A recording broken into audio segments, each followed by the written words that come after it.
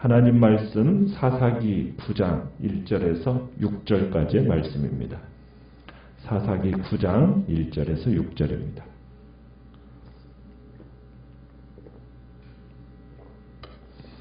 사사기 9장 1절입니다. 여룻바알의 아들 아비멜렉이 세겜에 가서 그의 어머니의 형제에게 이르러 그들과 그의 유조부의 집에 온 가족에게 말하여 이르되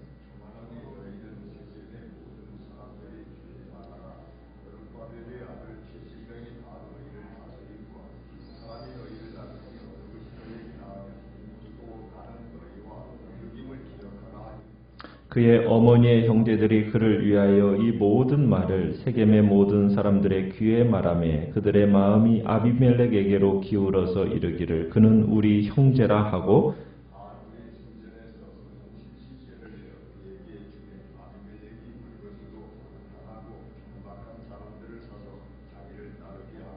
오브라에 있는 그의 아버지의 집으로 가서 여룻바알의 아들 곧 자기 형제 70명을 한 바위 위에서 죽였으되 다만 여룻바알의 막내 아들 요담은 스스로 숨었으므로 남으니라. 세겜의 모든 사람과 밀로 모든 족속이 모여서 세겜에 있는 상수리나무 기둥 곁에서 아비멜렉을 왕으로 삼으니라. 아멘. 오늘 말씀의 제목은 무엇으로 판단할 것인가 라는 제목으로 말씀을 나누고자 합니다.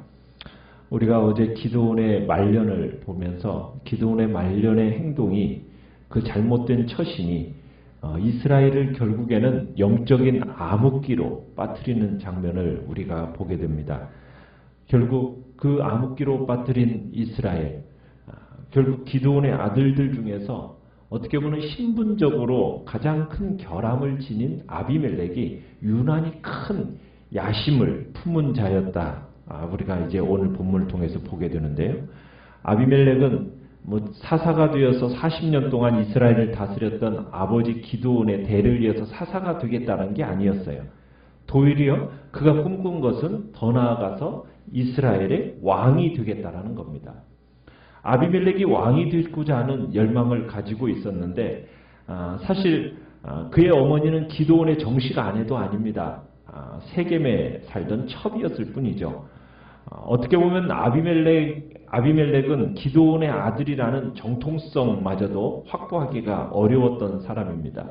그래도 아비멜렉은 왕이 될 수 있다라는 생각을 나름대로 가지고 있었던 것 같아요. 그리고는 이스라엘 백성들이 기드온에게 당신과 당신의 아들과 당신의 손자가 우리를 다스리소서라고 왕권을 제안을 했었잖아요. 그 기드온의 그나마도 자기는 아들이다라는 그런 마음을 가졌고 또 더욱이 이 아비멜렉이라는 이름이 무슨 의미라고 그랬습니까? 나의 아버지는 왕이다. 이런 의미를 가지고 있으니까 그래서 스스로가 이제 나는 왕이 될 그런 자격이 있는 존재라고 너희들이 나의 아버지인 기드온에게 왕권을 제안하지 않았냐. 나의 아버지는 왕이다. 그러면 나도 왕이 될 권한이 있다라는 어떤 주장으로 나갔을 수도 있었던 것 같아요. 그런데 이것만으로는 왕이 될 수 있는 게 아니잖아요. 반드시 그를 추종하는 추종 세력이 있어야 되고 그에 걸맞는 자금도 있어야 왕이 될 수가 있는 거 아니겠습니까? 그래서 이제 아비멜렉은 참 부친이 자기에게 준 그 이름으로 인해서 왕이 되기를 바라면서 또 그 목표를 달성하기 위해서 연결고리를 찾았어요. 어느 쪽으로 연결고리를 찾았냐면 모친 쪽의 연결고리를 택합니다. 그러니까 아비멜렉이 어디를 갑니까? 어머니의 고향인 세겜으로 가서 어머니의 형제들을 포함한 모든 외갓집 친척들에게 그 지역 주민들을 상대로 해서 어떤 일종의 여론조사를 해달라는 그런 부탁을 하는 것을 보게 돼요. 표면적으로는 내세운 것이 실용성입니다. 세겜 성읍 사람들, 모든 사람들에게 물어봐달라는 거예요. 뭐라고 물어봐달라고 얘기를 합니까? 2절에 보니까 여룻바알의 아들 70명이 너희를 다스리는 것과 한 사람이 다스리는 것 어느 것이 더 좋은지 한번 물어봐 주십시오. 자, 아비멜렉의 이 질문이 좀 객관적인 여론조사를 요구하는 것처럼 보일 수 있죠. 그런데 그 질문 끝에 뭐라고 얘기하고 있습니까? 나는 너희와 골육임을 기억해라. 이 말을 첨부하면서 그들과 너희와 나는 뭐를 나눈? 피를 나눈 사람이다. 그러면서 70명이 대안인 이 자신이 그 한 사람이라는 것을 어떤 부각시키면서 지금 아비멜렉이 세겜 사람과 자신이 피로 나눈 골육임을 강조하면서 뭘 지금 얘기하는 거예요? 혈연, 그리고 지연, 이런 것을 연대감을 이제 형성하려고 있는 겁니다. 그러면서 이복 형제인 70명은 당신들과 아무런 관계도 아닌 남이다. 이런 사실을 강조하는 거죠. 그러면서 경쟁 상대에게 적대감을 갖도록 하고 자기에게는 형제의식, 동향의식 이걸 갖게 합니다. 이게 혈연 강조, 형제의식 강조 이걸로 인해서 이제 아비멜렉이 소기의 목적을 달성하게 됩니다. 세겜 사람들의 마음이 3절에 가보니까 아비멜렉에게로 어떻게 됐다고요? 기울었다. 이렇게 표현을 하고 있어요.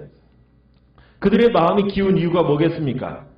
아비멜렉이 이렇게 하는 게 정당하고 합당해서일까요? 그게 아니죠.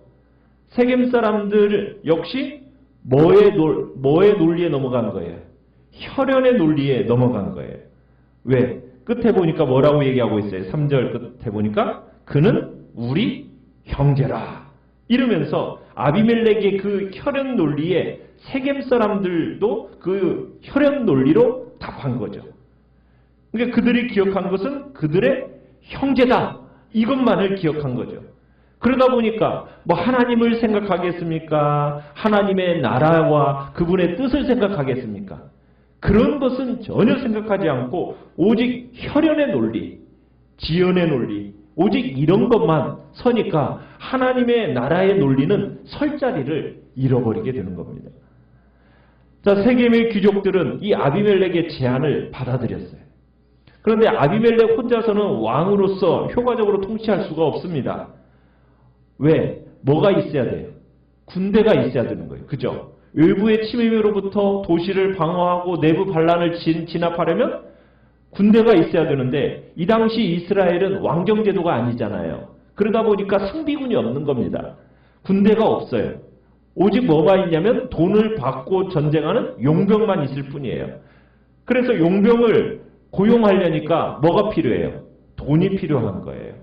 아비멜렉이 어쨌든 무력으로 정권을 잡고 스스로 왕이 되려면 돈이 좀 많이 필요했던 겁니다. 그러니까 세겜의 귀족들이 이를 잘 알고서는 세겜 사람들이 거사자금을 제공을 합니다. 그래서 세겜 사람들이 제공한 돈이 얼마예요? 아비멜렉에게 준 돈이 4절에 보니까 은 70개. 그러니까 부당한 거사자금이 근데 어디에서 나온 거라고 나와 있습니까? 바알브릿 신전에서 나온 것이다. 이렇게 되어 있어요. 바알브릿 신전에서 나온 돈, 그것으로 거사자금을 삼고 있다. 아비멜렉이 자신이 누구의 아들인가? 기드온의 아들이라는 점을 생각했다면 이 바알브릿 신전에서 나온 돈을 받아야 되었을까? 한번 생각해 볼 필요가 있는 거죠. 왜? 기드온의 아버지, 기드온이 어떤 일을 했습니까? 아버지의 집에 있던 바알의 단을 허물었잖아요. 우상 숭배의 타파자였잖아요. 그래서 얻은 이름이 뭐예요? 여룻바알이거든요. 그런데 지금 여룻바알의 아들인 사람이 어디에서 나온 돈을 지금 받고 있어요? 바알 신전에서 나온 돈을 받아서 지금 일을 하려고 한다는 거예요. 참으로 그 돈으로 지금 하려는 하고자 하는 이 일들이 어떻게 보면은 이스라엘 안에서는 결코 용납될 수 없는 일이었죠. 자, 그러더니 이 아비멜렉이 세겜 사람들이 마련해준 돈으로 무엇을 합니까? 방탕하고 경박한 사람들을 고용을 합니다. 방탕하고 경박한 사람들이라는 의미는 어떤 의미겠어요? 정의와 불의 이런 걸 구분할 줄 모르는 사람, 돈만 주면 무엇이든 하는 악한 사람들이라는 의미입니다. 아비멜렉이 지금 하려고 하는 일이 뭐겠어요? 정상적으로 정상적인 사람으로는 하기 힘든 일을 하려고 하는 거죠. 분별력 없고 오직 저돌적인 불안당. 지금 이런 사람을 동원해가지고 어디로 갑니까? 5절에 보니까 이 사람들을 데리고서는 어머니의 고향 세겜에서 50km 정도 떨어져 있는 아버지의 고향 오브라로 가서 결국 무슨 짓을 저지릅니까? 형제 70명을 살해를 합니다. 그런데 아비멜렉이 어떻게 죽였다고 얘기를 하고 있어요? 한 바위 위에서 죽였다 이렇게 얘기하고 있어요. 그죠? 한 바위 위. 한 바위 위라는 얘기는 무슨 얘기냐면 이 70명을 그 사람들이 전혀 알아차리지 못한 방심한 틈을 타서 그 사람들을 순식간에 죽였다는 의미가 아닙니다. 어떻게 죽였다는 거예요? 체계적이고 조직적인 작전을 통해서 한 바위에서 한 사람 한 사람을 다 죽였다는 거예요. 그러면 충분한 시간이 지난 후에 같은 바위에서 한 사람 한 사람씩 차례대로 죽인 거니까 이 아비멜렉의 잔인함이 부각되는 내용이 바로 이 한 바위 위에서 죽였다는 내용이에요. 그러면서 아비멜렉이 이제 자신의 외가와 친가를 철저하게 구분해서 외가의 친척들은 왕이 되는 수단으로 사용하고 친가 쪽은 어떻게 합니까? 모두 죽입니다. 은 70개의 자금으로 사용해서 아들 70명을 죽였어요. 어떻게 보면은 한 사람당 은 몇 개가 되는 거예요? 한 개에 어떻게 보면 팔리는 이들의 죽음이 된 거죠. 굉장히 값싼 죽음이 된 겁니다. 그러니까 아비멜렉은 권력을 잡기 위해서 아버지 집안하고 어머니 집안하고 서로 원수가 되게 하고 지금 욕망의 노예가 되고 있는 사람에게는 정말 생명의 존엄성이라는 것은 찾아볼 수가 없는, 존재하지 않는다는 것을 보게 되죠. 누구든 자기의 계획에 차질이 생긴다, 가져온다. 그러면 그런 사람들은 제거되어야 된다는 하나의 걸림돌로만 생각하는 것이 지금 아비멜렉의 생각이었던 거예요.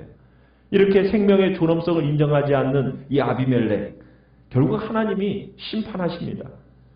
형제들의 죽음을 값싸게 은 한 개로 죽였던 이 아비멜렉이 결국에는 마지막에 어떻게 되어집니까? 한 여인의 맷돌짝에 두개골이 깨져서 죽죠. 진짜 값싼 죽임을 당하는 게 또한 아비멜렉의 죽임이 되는 겁니다. 자, 어쨌든 이렇게 형제들을 죽인 후에 마침내 아비멜렉이 왕이 됩니다.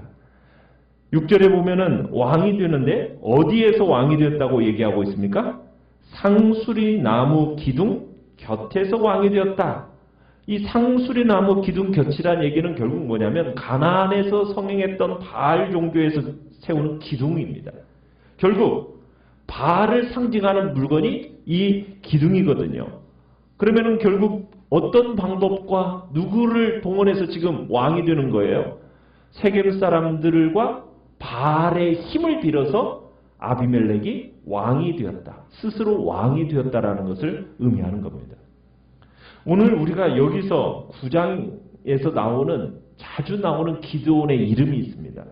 그 이름이 뭡니까? 기드온이라고 얘기하지 않고 여룻바알이라는 이름을 지속적으로 사용을 하고 있어요. 아비멜렉의 이야기를 묘사하면서 기드온의 다른 이름인 여룻바알, 이 여룻바알을 계속 사용하는 것은 어떻게 보면 하나님에 대한 기드온의 배교적인 행위가 지금 아비멜렉의 방종에 상당한 영향을 끼쳤다라는 그것을 보여주기 위해서 지금 여룻바알이라는 이름을 지금 사용을 하고 있어요. 그러니까 아버지가 심은 이 씨앗이, 이 불손한 씨앗이 아들을 통해서 지금 포악한 열매를 맺고 있다라는 것을 이야기하는 겁니다. 기드온이 40년 동안 정말 이스라엘을 사사로서 통치하면서 하나님의 백성들을 하나님의 품으로 돌아오게 하는 그런 일을 하는 자리를 하나님이 맡겨주셨건만 지금 그 지도자의 위치에 있어서 그가 위임받은 그 권력을 위임받은 게 무슨 목적으로 그가 그 자리에 있었는가?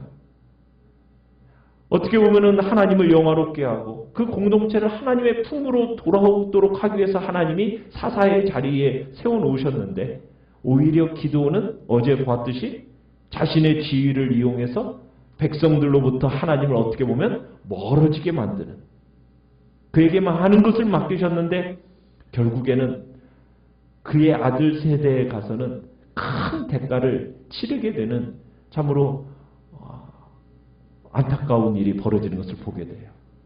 아비멜렉을 포함해서 그의 70명의 아들이 어떻게 되어버립니까? 다 몰락하게 된다는 것은 하나님께서 기드온에게 내린 심판이라고 볼 수가 있는 거죠. 하나님께서 주신 그 자리를 참으로 합당하게 잘 사용하지 않으면 그에 걸맞는 또 하나님의 책임이 하나님 앞에서 물어진다는 얘기입니다. 아비멜렉에 대한 세겜 사람들의 관심, 지도자로서의 자질에 관심을 가진 게 아니죠. 하나님께로부터 온 권위, 그것에 관심을 가진 게 아니죠. 오직 무엇만이 작용을 하고 있습니까? 혈연관계. 그죠? 그것으로 인해서 결국은 이스라엘은 암울한 시기를 맞이하게 됩니다. 이 나라도 어떻게 보면 혈연, 지연, 학연 이걸로 이 나라와 이 민족이 얼마나 어려움을 겪고 있어요. 교회는 혈연, 지연 이것으로 함께 모이는 공동체가 아닙니다. 사람을 지연과 학연과 외모와 혈연 등으로 보기 시작하면 그러면은 하나님의 뜻과 하나님의 나라의 논리는 사라져버리게 됩니다. 그건 어리석은 방식인 거예요. 하나님은 외모를 따라서 보시는 분이 아니잖아요. 하나님의 기준에 따라서 우리는 사람을 봐야 되고 그리고 모든 일에 있어서는 혈연과 지연의 논리가 아니라 오직 하나님의 뜻에 따라서 일들이 진행되어져야 된다는 겁니다.